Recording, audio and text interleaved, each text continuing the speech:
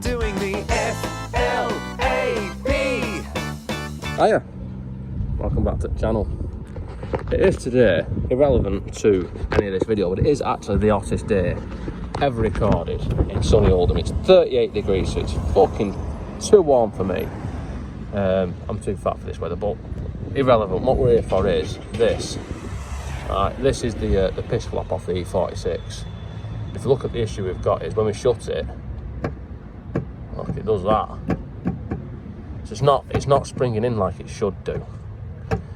So the first thing I noticed about when it was doing this, what made me notice it was when I locked the car, you sort of hear it hit it. So anyway, what can we do to fix it? Well, if we look inside it, there is a spring, and if we look down here, there is a new spring. So that means I need to put that spring there, which means I need to pull this spring out first. So to remove it, what do we do? Well, just sort of pull it. I don't know if I can sort of show the action what's involved, but it's sort of like clip it out of there and then you just pull it, it falls off. And then we've got to put the new one in, and what's the opposite of pulling it? So we hook that into there and then